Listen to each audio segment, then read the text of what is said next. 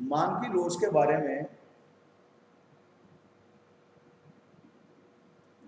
एक दो बातें और अपन भी डिस्कस करेंगे। मांग की बिंदु रेखे विधि भी है। बिंदु रेखे विधि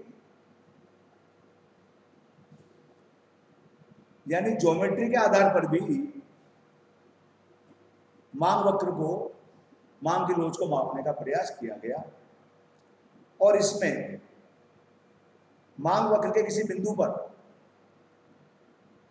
मांग की लोच क्या है इसको जानने का प्रयास किया गया और उसका जो सूत्र है वो ये है कि मांग की लोच इज इक्वल टू मांग वक्र के किसी बिंदु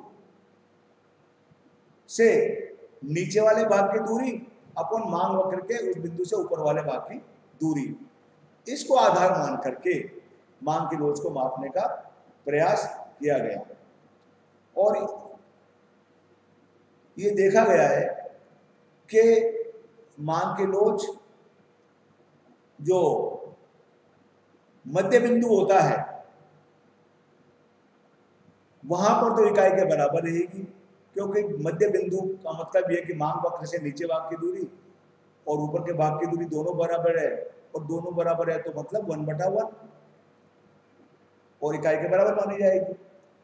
अब जो हम मांग वक्र के मध्य बिंदु से ऊपर की तरफ चलते जाएंगे तो हमारी इलास्टिसिटी प्राइस लोचदार या इकाई से अधिक या ग्रेटर देन 1 मानी जाएगी, क्योंकि हमारा सूत्र यही है कि मांग वक्र के किसी बिंदु से नीचे के भाग की दूरी अपॉन ऊपर के भाग की दूरी।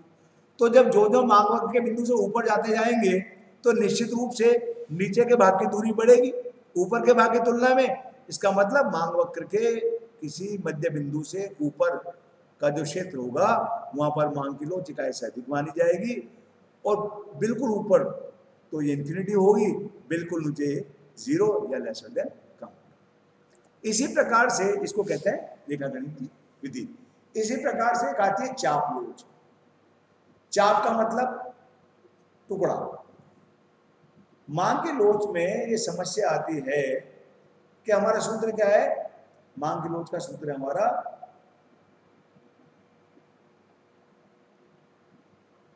मांग मात्रा में आनुपातिक परिवर्तन पर कीमत में आनुपातिक परिवर्तन, ये सूत्र है, निकालते हैं।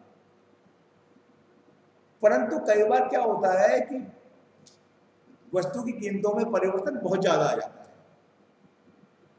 तो समस्या ये आती है कि जब हम कीमत में परिवर्तन की बात करते हैं तो पहले वाली कीमत को बेस माना जाए या बाद वाली कीमत को बेस माना जाए, या पहले वाली मात्रा को बेस माना जाए या बाद वाली मात्रा को बेस माना जाए। तो कहने का मतलब यदि हम ए से बिंदु की तरफ चलते हैं तो परिणाम अलग आते हैं, या बी से बिंदु की तरफ चलते हैं तो परिणाम अलग आते हैं। इस समस्या का समाधान करने के लिए अर्थशास्त्रियों ने मांग की एक अलग विधि का विकास किया जिसको क्या कहते हैं अपन मांग की चापलोच। चापलोच का मतलब ये, चापलोच का मतलब युवा मांग की चापलोच का तात्पर्य एक एवरेज को बतलाना है जो एक निश्चित क्षेत्र के बीच में देखने को मिलता है। अर्थात ये एक ज्यादा सटीक और ज्यादा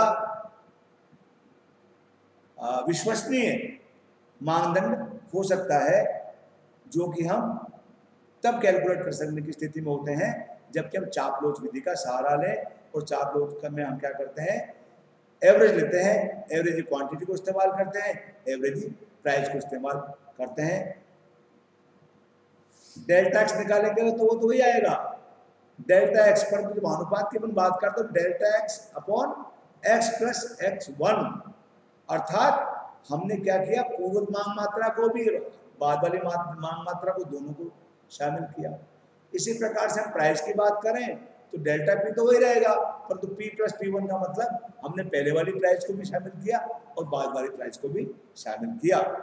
तो इसका मतलब हम जब मांग के चापलोच का सहारा लेते हैं तो निश्चित रूप से हमारे परिणाम ज्यादा श्रेष्ठ होते हैं और हमारा सूत्र होगा मांग के चापलोच को ज्ञात करने का, delta X upon X plus X one upon delta P upon P plus P one. तो delta X upon X into P plus P one upon delta P, ये क्या कहा जाएगा, मां की चापलूस का सूत्र कहा जाएगा, जिसे अपन चापलूस कहते हैं। तो मैंने बता भी दिया कि चापलूस का सहारा हम जब लेते हैं ज्यादातर जबकि कीमत में परिवर्तन बहुत ज्यादा होता है।